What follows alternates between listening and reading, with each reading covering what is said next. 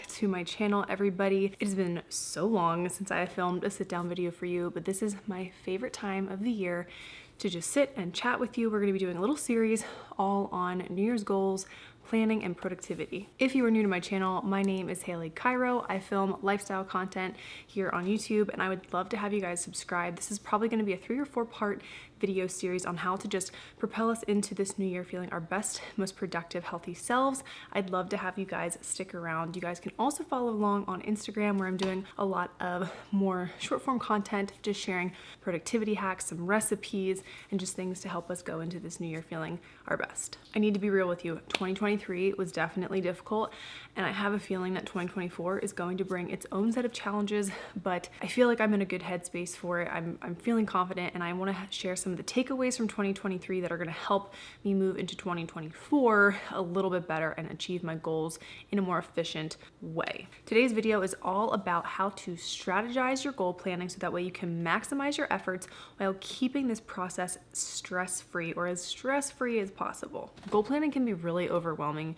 You can feel some resentment, you can feel some regret about not doing things that you did in the previous year, and it can also just feel daunting, and I want to try to take that away from this process. I'm going to be posting quite a few videos. We're going to be doing vision boards and how to make the perfect vision board to actually work in line synergistically with your goals, so that way you can achieve these things. I'm going to be sharing my planner setup for this year and going and doing a Q&A, just kind of like recapping the past year and what I'm going to be doing differently in this new year. Let's just jump right into this with step number 1. Brain dump. You guys know, if you've watched any of my previous videos, I love a good brain dump. Piece of paper and a pen, and you just do free flowing, anything you need to get done, anything you want to do, whatever is clogging up the mental capacity in your brain, using all of your bandwidth, you want to get it out, because it's really difficult to get clear and focused if you have all these other things floating around in your brain. Even if you're not going to get them done right now, writing it down can be really cathartic and a good exercise to at least make it realistic, at least get it out in somewhere else other than in your brain. I'm going to talk about some of my favorite productivity tools in another video, but I go between spiral notebooks that I pick up at TJ Maxx or Target, and then I also love a good old-fashioned legal pad. And this was my New Year's brain dump. Now, you can do a free-flowing list of things. I've gotten to the point where I can kind of divide it up between home and self and work, just to make it a little bit more organized. But if you've never done one, just free flow, don't even think about it. You can do brain dumps for whatever you want, and I just find them a really helpful tool. We're gonna do something a little daunting, which I get a little bit upset, because I think about the things that I didn't accomplish this past year, and reviewing that can be a little bit of a letdown, and I totally get it. I want to share a way to help us move past that, so we're not feeling regret and we're not having all this kind of like resentment towards ourselves. Obviously, there are questions that you need to ask yourself when looking at your 2023 goals. Did you complete them? What kept you from completing them? How does that make you feel? To help you move past this, I want you to do a little exercise. Whatever it is that you feel like you didn't accomplish or is still weighing you down, I want you to make 4 columns. The first column is going to be current. So whatever the habit is that you are struggling with or trying to overcome. The next column is future, how you want to change that, how you want to be in the future, how you want to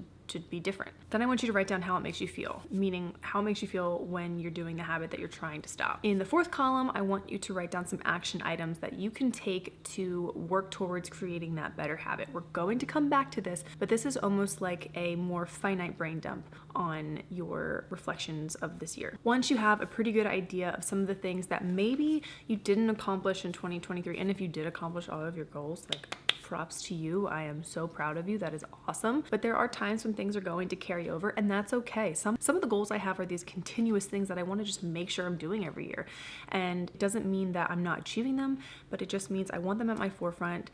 I want them to be something that are non-negotiables for me every year. And so it's okay to carry things over, because you can always improve. I like to divide my goals into categories. Now, I made the mistake in the past of having like 5 different health goals, 5 different finance goals, 10 different personal development goals. And I realized that it was just too many. So we are going to scale back. I don't want you to forget about all those things, but that's also what a brain dump is for. There are things that you can kind of have lingering. So for example, let's say you have 2 major health goals, okay, and you accomplish those. Then you can move on to that next list. But sometimes if you're looking at all these things, it can be really overwhelming. So let's just pick like the top 5 goals in the categories that mean the most to you, and let's focus on those. I'm gonna show you how I visualize my goals each year and what I did last year versus what I'm gonna do differently this year. Kept it to 3 categories. This seemed really achievable and really digestible to me at the time. So I had a finance category, career category, and then I had a self category. There can be, like I said, multiple goals within those categories. So I would say either have like one goal in multiple categories, or maybe just have a few categories that have a few goals, if that makes sense. I really like the sticky note method. So I'm going to share this with you. This was my system from last year, and it's gonna look really overwhelming. I know it is, but just bear with me. And it's this really long fold out thing. I'm gonna show you how to make this in whatever planner you're using. There's a method to the madness. First column is where my categories are and what exactly the goals are. So for example, I had in finances, build back multiple savings accounts, increase monthly cash flow for future investments, make enough money to be investing in real estate. So those are like 3 really big goals, right? And looking back on it, they were probably a little bit too big. I'm going to scale it down this year. Then on the next sticky note, we would do action steps for each of those goals. Like, what is the first action step in each of those things? Okay. Then we would move on to the next sticky note and we would write down another action step. Now, the best way to figure out your action steps is through reverse habit mapping. This is something I've been doing for a few years, and it really helps me make my goals realistic. So let's use a fitness goal, for example, because I feel like it's really easy to explain. Let's say your goal for 2024 is to go to the gym, right? It's a pretty blanket goal. It's pretty vague. So let's finite it a little bit. I want to go to the gym 5 days a week. It's more clear. We have some structure around this goal, but there's all these other life factors that could potentially get in the way from you achieving that goal. So what you need to do is write down, you can do this in a brain dump if you want, write down the things that prevented you maybe from doing this the previous year, and then looking ahead, what could be the issue moving forward, or what are things that could technically be excuses. That's always the best way to look at it, because goals usually don't happen because we give ourselves excuses. So what excuses are you going to give yourself to not go? I'm tired. I didn't get enough sleep. I was running late to work. I didn't have enough time. I didn't have enough time because I needed to make dinner. I had too much to do when I got home. Like all these different things, right? You need to take each of those things, and this is where the reverse habit mapping comes back in, and attack those things first. So for example, if you don't have enough time in the morning, why don't you have enough time in the morning? You just have to keep asking questions, keep breaking it down, because eventually you're gonna find all these micro goals to help you achieve this bigger goal of going to the gym 5 times. You don't have enough time in the morning. Okay, what can you do to have enough time in the morning? That might mean going to bed earlier. That might mean planning and prepping for your day ahead, making your lunch, laying out your clothes, packing a gym bag. Let's say you are too tired. Okay, again, going to bed earlier. Well, how can I go to bed earlier? I can have the dishes done. I can make dinner easier. Okay, well, how can I make dinner easier? I'll start meal prepping. So you find all these extra little things that you need to kind of handle before you can do this other goal, because what happens is you might be really good for like 1 or 2 weeks. You're going to the gym, you're doing the thing, and then it fades away because you've got all these lingering bad habits, not even bad habits, but things that are getting in the way, and then they eventually become excuses. I mean, we hear it all the time. Oh, I just was so busy, or I've just been too tired. And it's like these things that just get in the way, that if we just took the time to reverse habit map them, find all these little pain points and deal with those, then we'd be better. So for example, you want to go to the gym 5 days a week. Let's start packing our lunch. Let's lay out our clothes.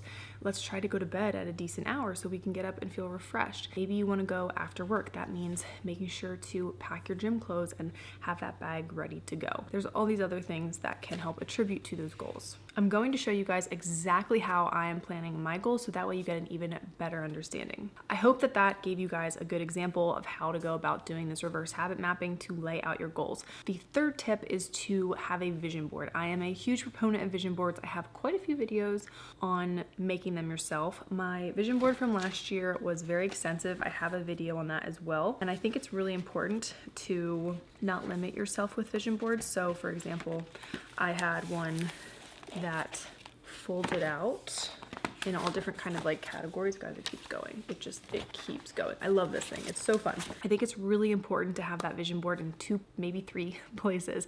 You could have it as your phone backdrop, in your planner, and somewhere visual all the time. So hanging up in your office, your cubicle, your bathroom, wherever you're going to see it so that it's really subconscious for you. Another thing to help you just stay on track with your goals is phone apps. I have a couple that coincide with some of the goals that I have for this year.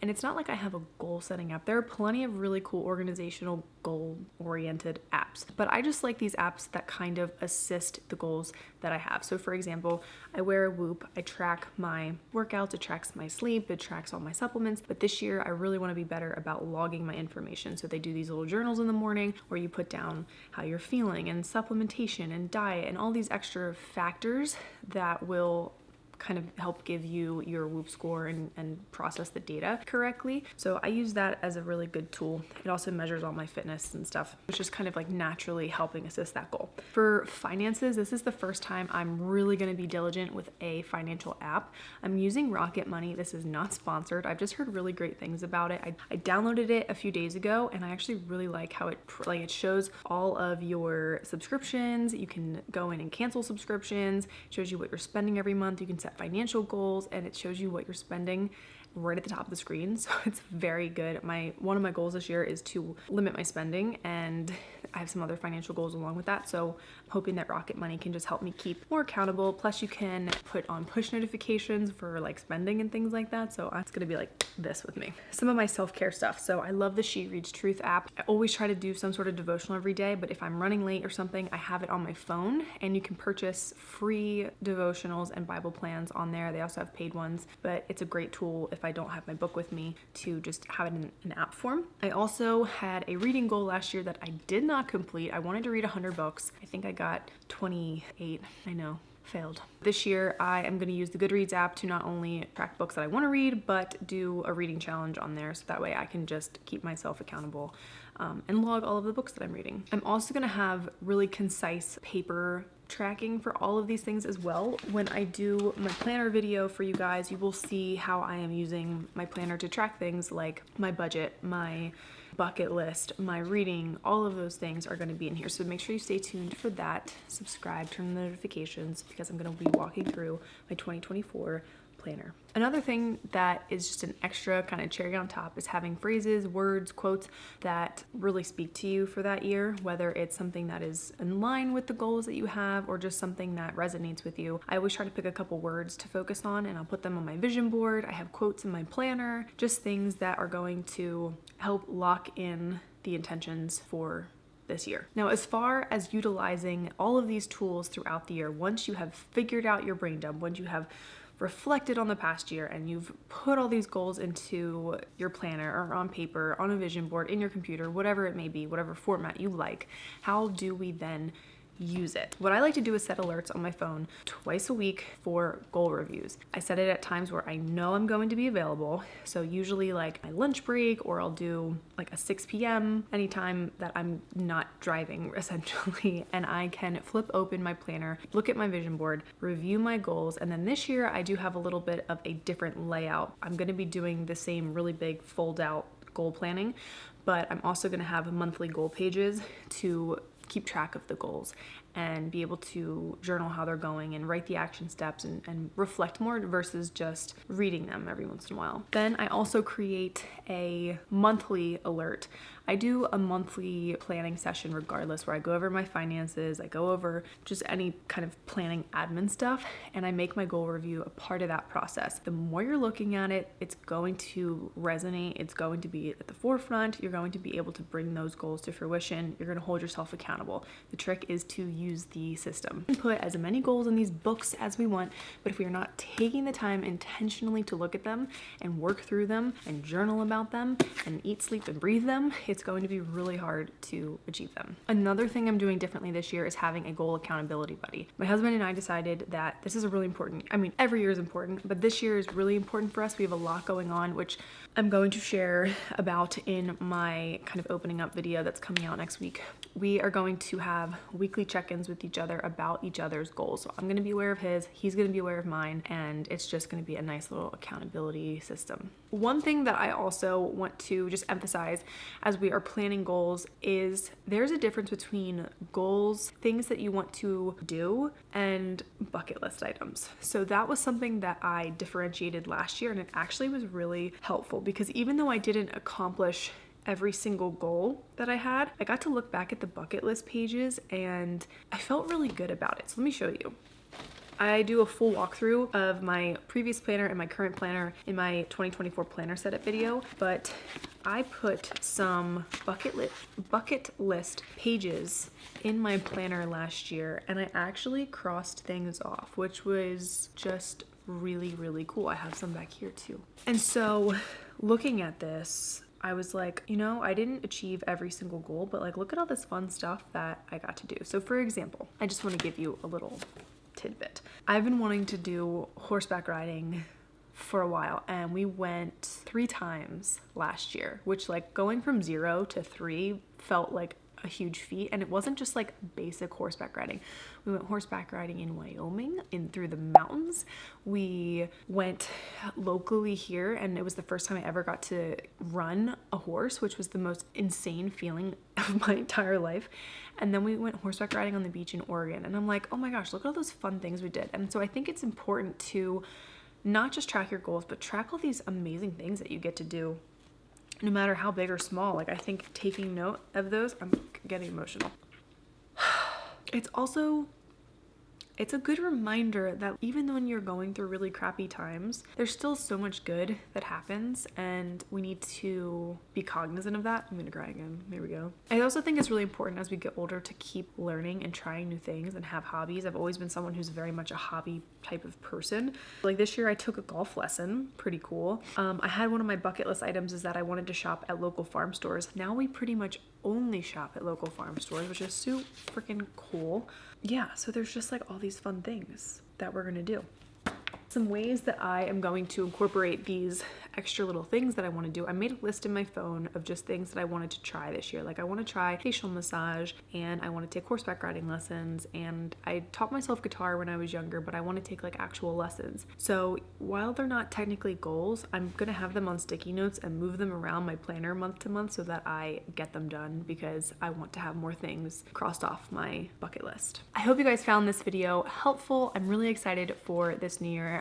This is my favorite time of year, like between Christmas and New Year's, where I'm cleaning and organizing the house, making vision boards, cleaning and prepping for this new year. I love it. I love the fresh start. So I am excited. I am praying for this year, for you, for peace, for grace, for all of the wonderful things. And if you guys like this video, give it a thumbs up. Don't forget to subscribe and follow along on Instagram, and I will see you in the next video.